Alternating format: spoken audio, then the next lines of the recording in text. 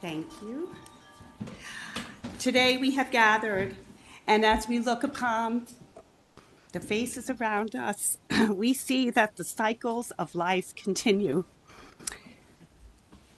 We have been given the duty to live in balance and harmony with each other and all living things. So now let us bring our minds together as one as we give greetings and thanks to each other as people. Feel free to greet one another.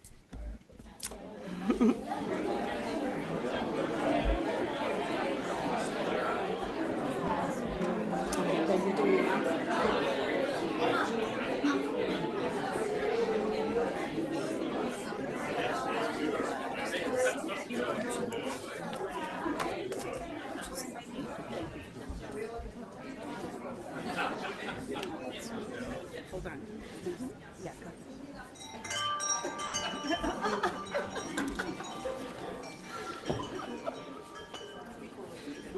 Good morning and welcome. And thank you for your generosity at the auction. We hope you had fun. And there are announcements, but they're in your bulletin, so I will skip them.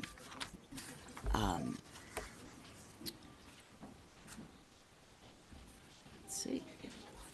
It's here.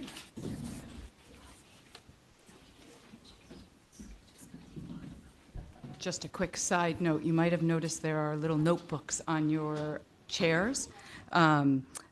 They are they're gratitude journals. So if you're so moved during the service, we invite you to write or draw whatever you feel grateful for during the service and bring it home to continue that practice.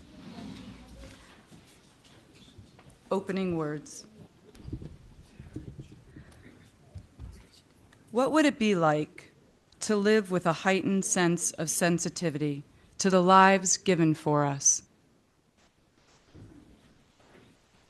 To consider the tree in the Kleenex, the algae in the toothpaste, the oaks in the floor, the grapes on the vine, to follow back the thread of life in everything, and to pay it respect.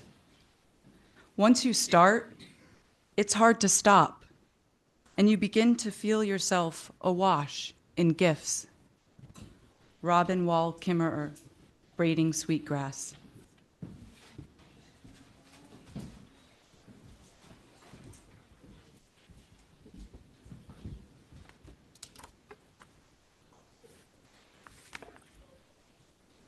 Love is the spirit of this congregation, and justice is its light. This is our covenant, to dwell together in peace, to speak truth in love, to help one another and celebrate life.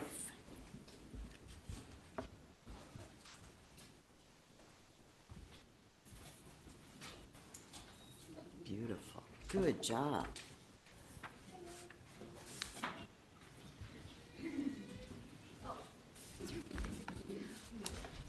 And now I want to invite you to say the words of our children's affirmation, which are in your order of service. And you can follow along for the motions. We are Unitarian Universalists.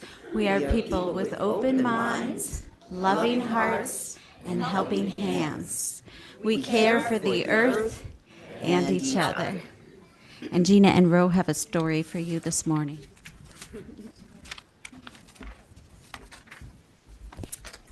And I just want to apologize. We're having a problem with our video today. So she turned it off so anyone online can at least hear us, even if they can't see what's going on. For our story today, we are going to give an amended version of the Indigenous Thanksgiving Address by John Stokes and Kanawahintun. It is used at the beginning of any ceremony, not just in November. In UU terms, it is a creed for a culture of gratitude, and this is a Haudenosaunee version. And I want to mention that actually the greeting was the very beginning of it. We invite the children to participate by bringing the gifts to the table, this table right over here, and for everyone to listen in a way that creates an image of what we're speaking about within your own mind. For instance, we may all be picturing different types of trees in our minds, but we're all picturing a tree. So in that way, all our minds are one. Please, kids, come line up along here, along this wall, if you wouldn't mind lining up against that wall, and you're going to walk down to that little table where Miss Christie is, and she will hand you an item that will match what we're reading. You'll come down the center aisle and place it, or your gift, You'll place your gift onto this table right here. And if you're standing, I want to remind you that most of the children will be going downstairs, so some seats will open up shortly. And if we need more, we'll pause so more chairs can be put out then. You want the chairs now? Okay. Let's pause for just a minute while the kids are, can we put out more chairs? Do we have more chairs to put out? Oh, we have no more chairs. Wow, this is beautiful.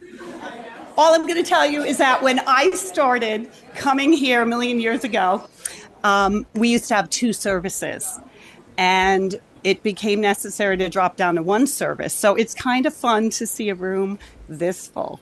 Thank you. Wow, I love it. We have a lot of children here. This is beautiful. Okay. Oh my gosh, Okay. This is perfect. I love it. Okay, good.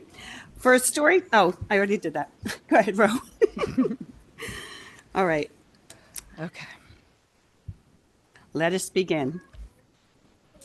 Mother Earth. We are thankful to our Mother Earth, for she gives us everything we need for life.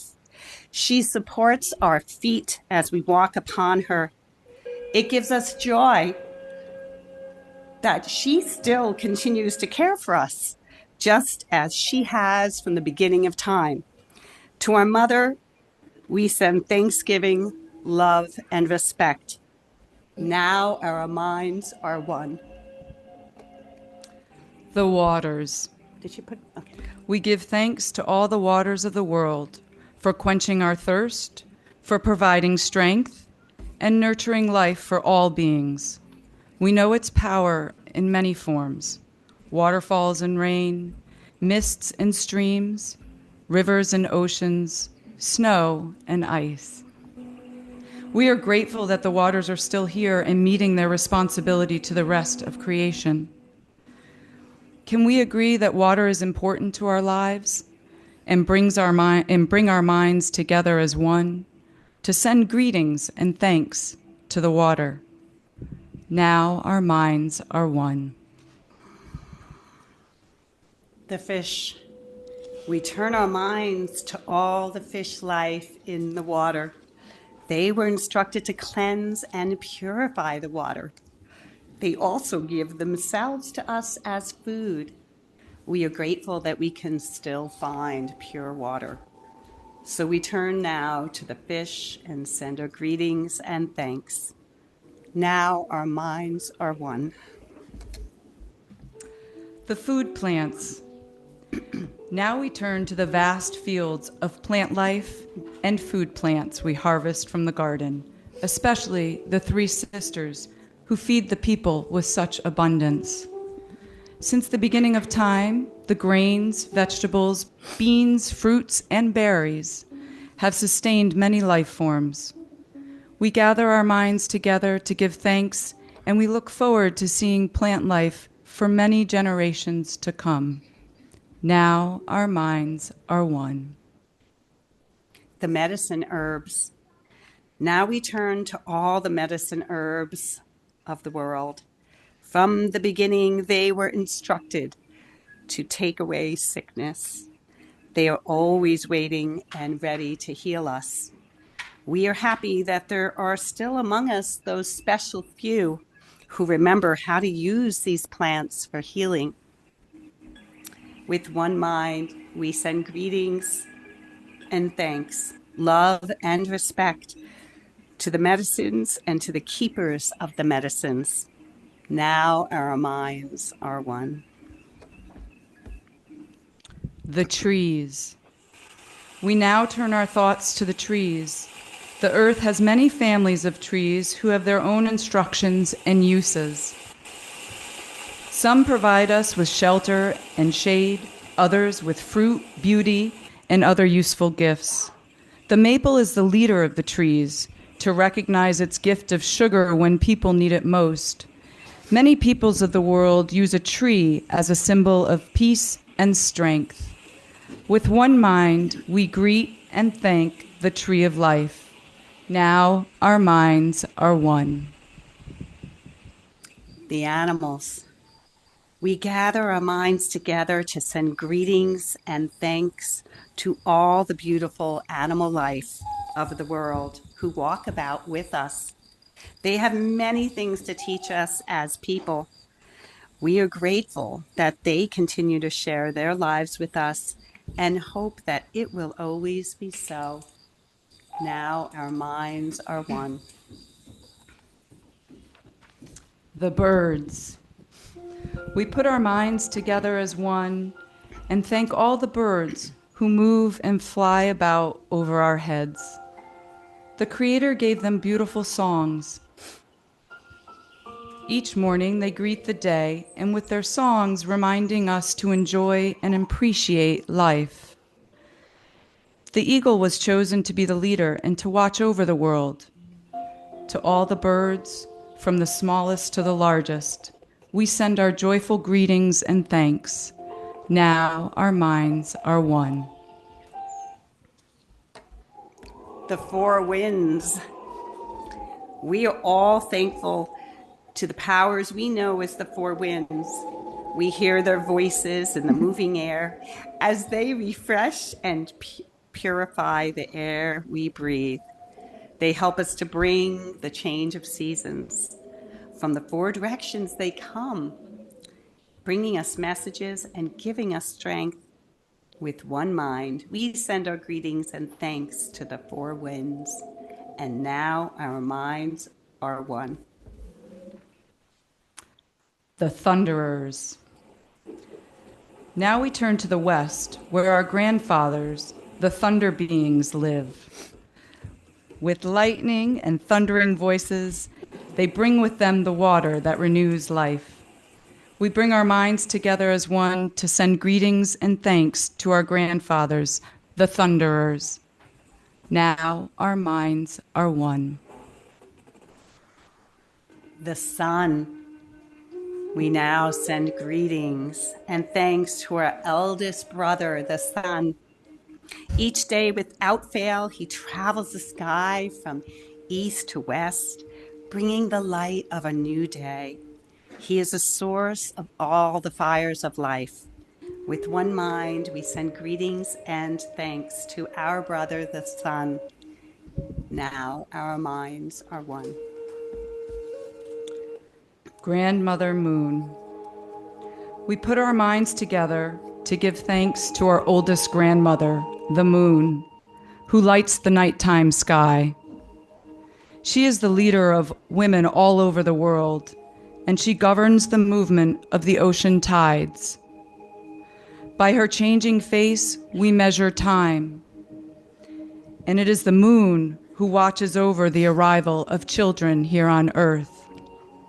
With one mind, let us gather our thanks with layers of gratitude and joyfully fling them high into the night sky, so Grandmother Moon will feel our thanks. Now our minds are one. The stars. We give thanks to the stars who are spread across the sky like jewelry. We see them in the night, helping the moon to light the darkness and bringing dew to the gardens and growing things. When we travel at night, they guide us home. With our minds gathered together as one, we send greetings and thanks to the stars. Now our minds are one. The enlightened teachers. We gather our minds together to greet and thank the enlightened teachers who have come to help throughout the ages. When we forget how to live in harmony, they remind us of the way we were instructed to live as people. With one mind, we send greetings and thanks to these caring teachers. Now our minds are one. The Creator. Now we turn our thoughts to the Creator, or Great Spirit, and send greetings and thanks for all the gifts of creation. Everything we need to live a good life is here on this Mother Earth. For all the love that is still around us, we gather our minds together as one and send our choicest words of greetings and thanks to the Creator. Now our minds are one. The ending. We have now arrived at the place where we end our words. Of all the things we have named, it's not our intention to leave anything out. So if something was forgotten, we leave it to each individual to send such greetings and thanks in their own ways. Now our minds are one.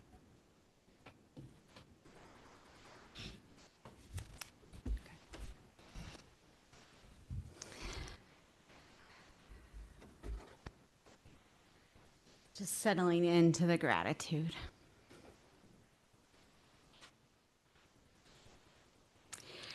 I want to invite Hannah to come forward to light our chalice light to bring downstairs, our lantern to bring the chalice light downstairs. And in our gratitude, we can give with generosity. So I also invite you, if you have a gift for Dorothy Day Hospitality House, an item of food, to hold it up in the air so we can see it. And I'm going to invite Maisie and Lana to come and get the baskets to carry around, and the other kids to collect food. Thank you.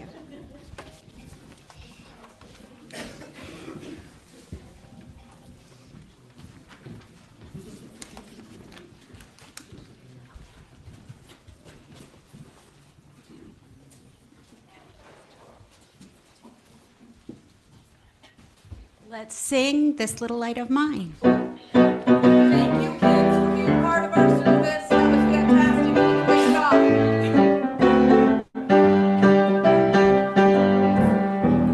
This little light of mine, I'm gonna let it shine. This little light of mine, I'm gonna let it shine. This little light of mine, I'm gonna let it shine. Let it shine, let it shine, let it shine. Building up a world, building up a world. I'm gonna let it shine. Building up a world. I'm gonna let it shine. Building up a world. I'm gonna let it shine. Let it shine, let it shine, let it shine.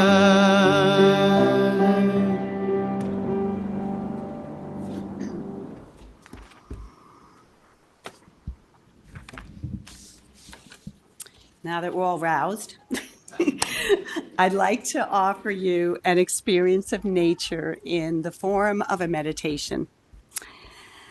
So settle into a comfortable position with your feet on the ground. Gently close your eyes or cast them downward.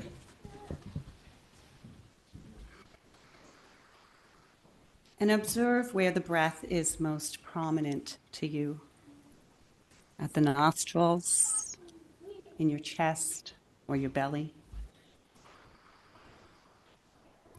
Observe the body's wisdom in the way it sustains itself with this gentle ebb and flow of air, our most precious, life-giving element.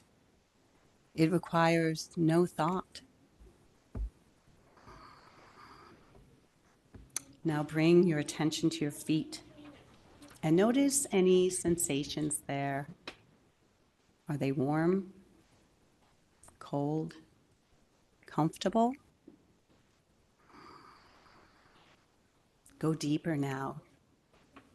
Are there any internal sensations in your feet that you might notice? Any tingling? And imagine the magnetism of Mother Earth's core, expressing itself through the gravity that gently cradles your feet, keeping you grounded and close to her.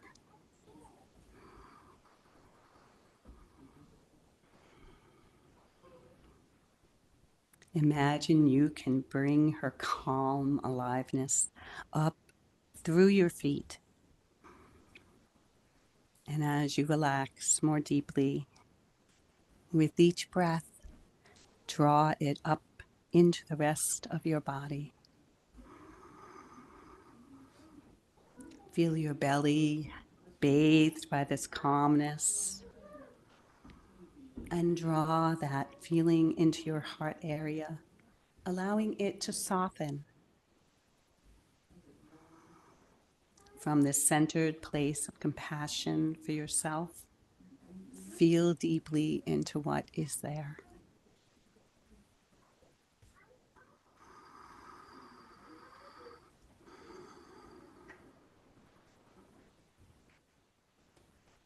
And as you're ready, you may slowly open your eyes and return to the room. And we will transition to silent milestones. If you wish to place a stone in the bowl to represent something on your heart today, feel free to come forward.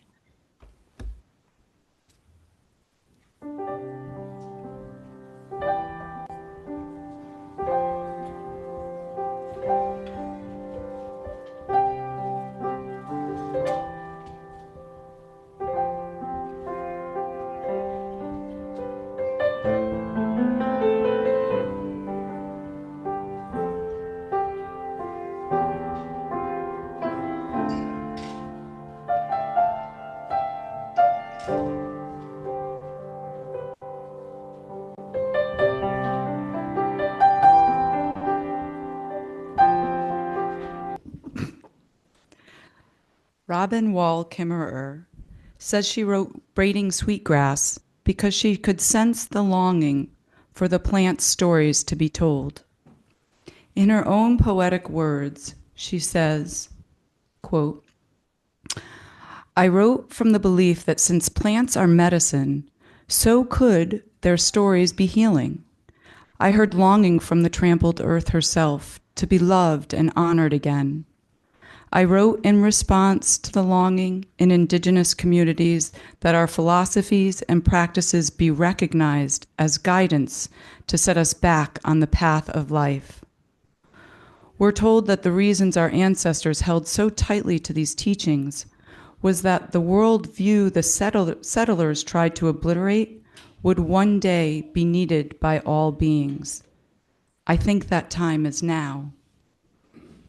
I wrote with the intention to provide an antidote for what conservative biologists have termed plant blindness, the lack of public awareness of the significance of plants to ecosystem function, and the attendant deficiency in policy, scientific knowledge, and conservation funding that follows. Plant blindness and its relative species loneliness impedes the recognition of the green world as a garden of gifts. The cycle flows from attention to gift to gratitude to reciprocity. It starts with seeing, end quote. Our hope today is that you might begin to see and experience the natural world and plants as beings rather than as things.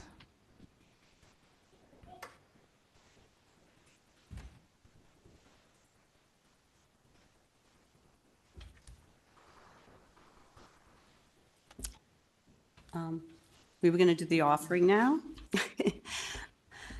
We are showered every day with gifts, but they are not meant to be kept, just enjoyed. Their life is in their movement. The inhale and the exhale of our shared breath, our work and our joy is to pass along the gifts and to trust that what we put out into the universe will always come back. Robin Wall Kimmerer.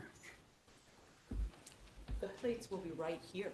Oh, there they are. Oh, okay, great. So they're coming around.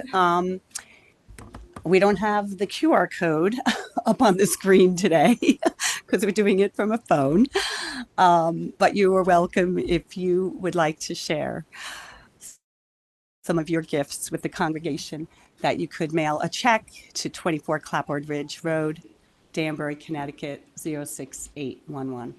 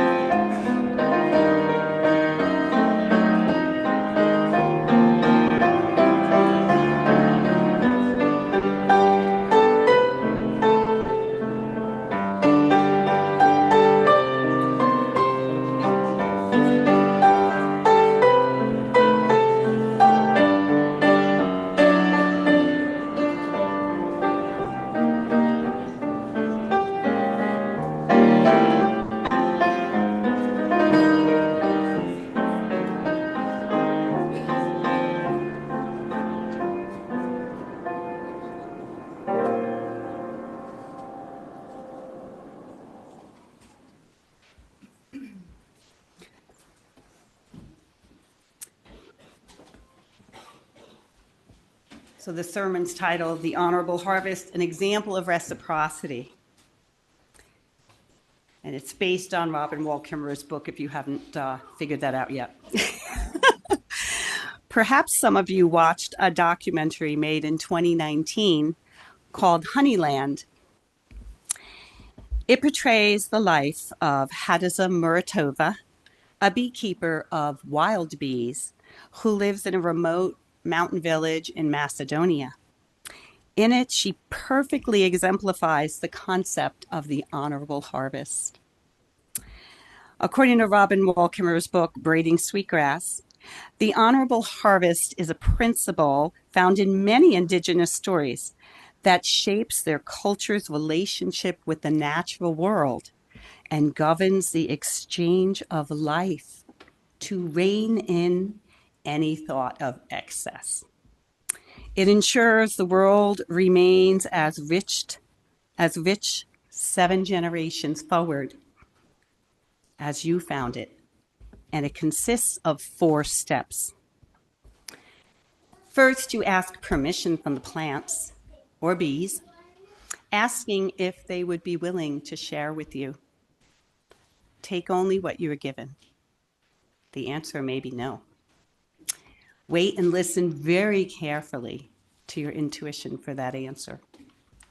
Second, if the answer is yes, take just what you need, making sure there is plenty still available and that your harvest will not harm the plants or bees' ability to thrive. Hadaza always only took half the honey from a hive. Third, in reciprocity, indigenous people would make an offering of tobacco.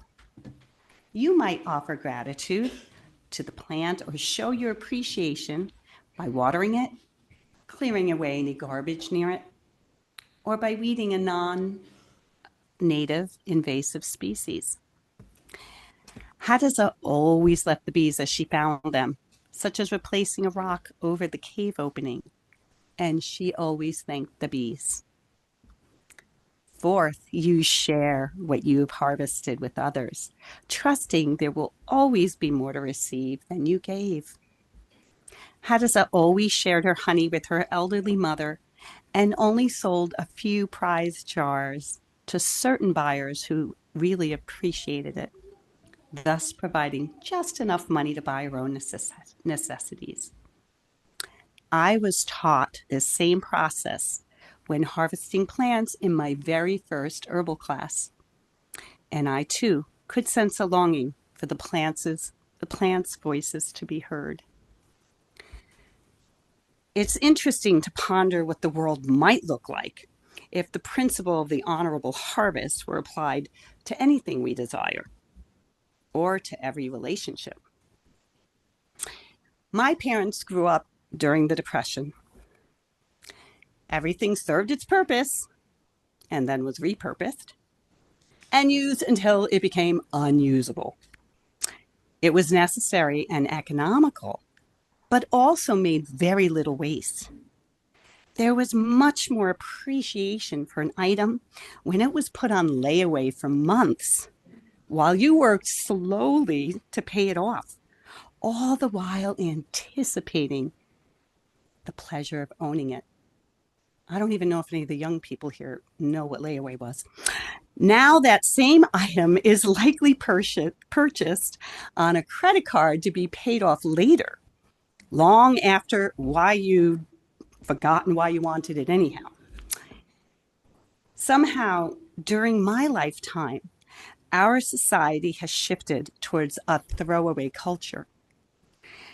Even appliances are no longer made to last. Just like our phones, they seem to have a built-in obsolescence. This does not honor Mother Earth's generosity. Our relationships require reciprocity. We knock on a new neighbor's door and offer them our phone number in case they ever need anything. But do we invite them over for coffee? Offer them the extra raspberries we harvested? Or is it just too much trouble to extend ourselves to one more person? Time and effort are required for true relationships. It seems that as a culture, we've become blasé about friendships. We post something on Facebook so all our friends can be informed at once about a big life event. But when did you last pick up the phone and call someone just to chat? We barely even text now, just sending a heart or a smiley face instead of a true response. Our most precious commodity is time and attention, as Sam McCoy explored in her recent sermon. Do you know where most of your time and attention is going? Are you watching the clouds drift across the sky and daydreaming? Probably not, that was in the 60s. Are you teaching your child to ride a bike? Hopefully, but more likely that was the 80s. Are you taking your child out to a movie? That's 2000. And are you marveling that your child knows some of the music you grew up with because of TikTok? That's probably more likely. So perhaps the question becomes, are we appreciating nature less and spending less time outside because we're inside on our devices more? Nature's still there, begging for a relationship with us.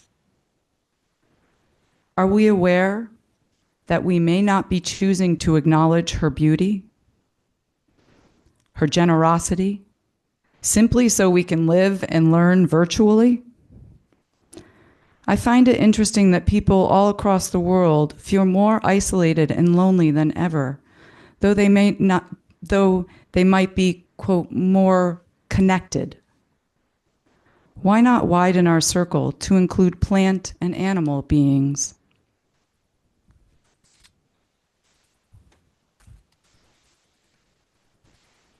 Robin Wall Kimmerer says, the honorable harvest flows from attention to gift, to gratitude, to reciprocity. It starts with seeing the beings all around us.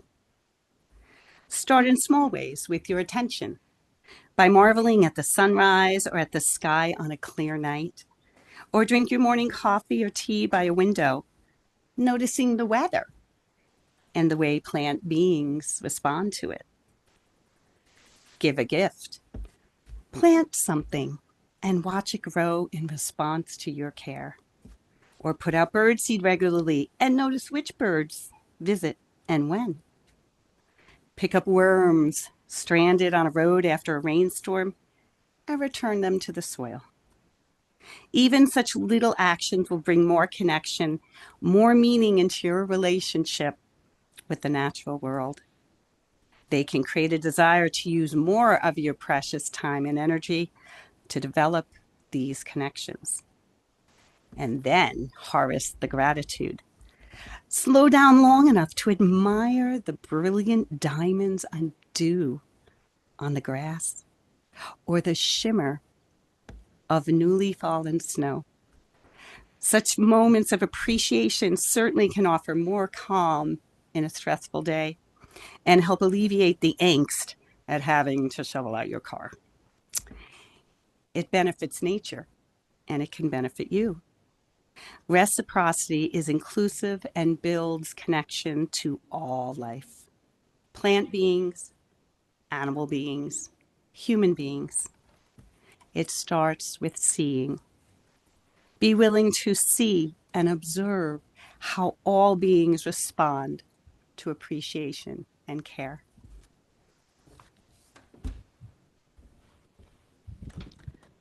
We wanted to use the Thanksgiving address as the children's focus today because so many First Nations use it ritually to begin their ceremonies. By focusing our attention on gratitude as a form of reciprocity first, and by including our children in the practice, it models a way towards living awake in the world. Miss Kimmerer says when we widen the circle of life to include the world, when we widen the circle of life to include the plant and animal beings, we can form a bond with them again. After the Thanksgiving address, Miss Kimmerer says she can literally hear the land murmuring to itself. Oh, here are the ones who know how to say thank you. Our connection to nature can also bring us back to wholeness in other ways. Being outside with nature is so grounding because it's so real. We can feel the warm sand between our toes. If you think about it right now, I'm sure you can feel it. You can hear the sound of leaves scattering as you walk through them. Those sensations help call us to the present moment. It's like Mother Nature is reminding us to wake up, like she's saying, this is important. Remember, breathe, just be here now. So are we listening, or have we fallen asleep? Do we make time to be outside, to listen, see, and appreciate all the gifts? Appreciation is a form of reciprocity. So is choosing to compost or picking up trash along the roadside. Each act done intentionally is an opportunity to offer gratitude for all the ways our Mother Earth supports us. It's an opportunity to repair the relationship that we have ignored for far too long. So I urge you, stop planning, stop worrying, stop reliving old conversations and nursing old wounds. Instead of living in your mind all day long, notice the feeling of the cool breeze and the warmth of the sun on your face. Hear me. I am calling to you. as a reminder for you to live more in your body and appreciate the sensations it offers you, calling you to the present moment. Tanaz Chubb, in Messages for the Soul, says, "The whole earth is alive with wisdom. Only when you silence your mind can you join back in the rhythm."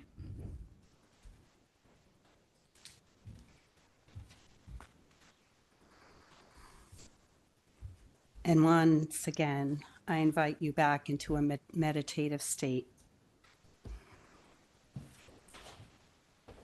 Imagining that the magnetism of Mother Earth's core is always expressing itself through the gravity that cradles your feet to keep you grounded and close to her, always offering you her calm energy.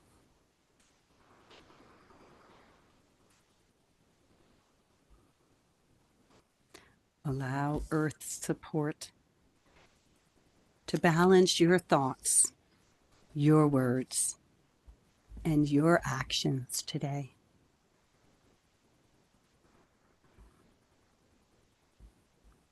How does it feel to know you are always being held in this way?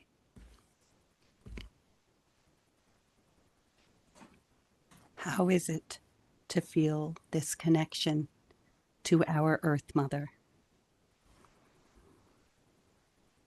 Can you feel her energy pulsing through you? Mother Earth, we thank you for your steadfast grounding. May we remember to be grateful for all the ways you nourish us.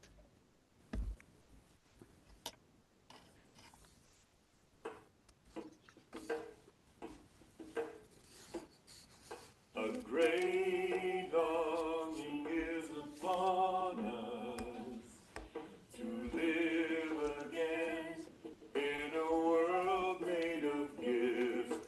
A great longing is upon us to live again in a world made of gifts. A great longing is upon us. Sweet world, live again in a world made of gifts. A great longing is upon us. Sweet world, live again in a world made of gifts. A great longing is upon us. Sweet world, live again in a world made of gifts.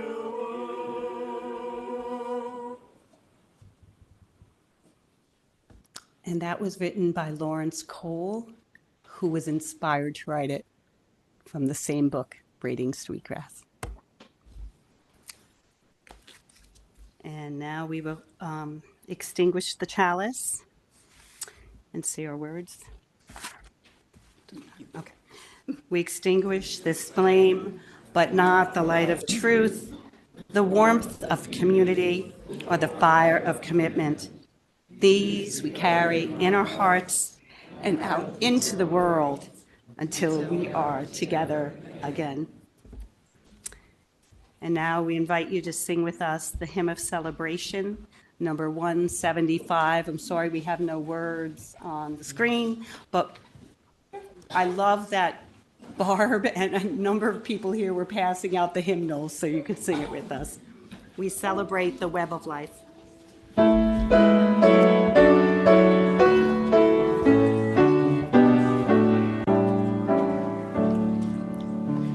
We celebrate the web of life, its magnitude we sing, for we can see divinity in every living thing. A fragment of the perfect whole, its cactus and in quail, as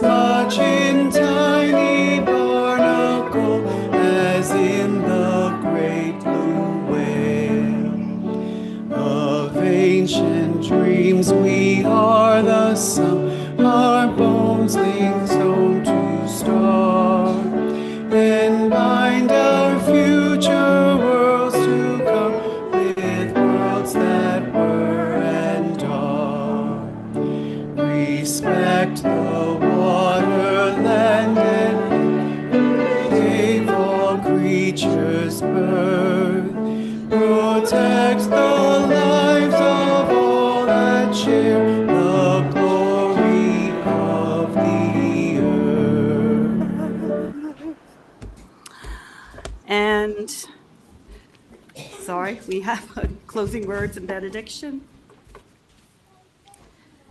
As Robin Wall Kimmerer says, rocks mumble, but plants speak in tongues that every breathing thing can understand. Plants teach in a universal language, food. Mother Earth gives us so much. We all have such busy days. It is too easy to let Thanksgiving be the only day of the year we acknowledge all that we receive from her. Each day and each meal offers us an opportunity to reflect on her nourishing ways. We'd like to take this opportunity to wish you and your loved ones all a beautiful Thanksgiving holiday, and also to offer thanks to the many people who helped with this service: Mary Ann, Reverend Tony, Sierra Marie, Jerry, Sherry, and Melody. The cover's beautiful. And the many hands in the kitchen preparing our coffee hour. Here's a short blessing for the food we are about to enjoy. From the bounty of the earth's soil and the blessing of sun and rain, may we appreciate and be mindful of nature's endless generosity. May this food and coffee also offer us a chance to connect more deeply and to feel nourished by others within our congregation. Blessed be, namaste, and amen.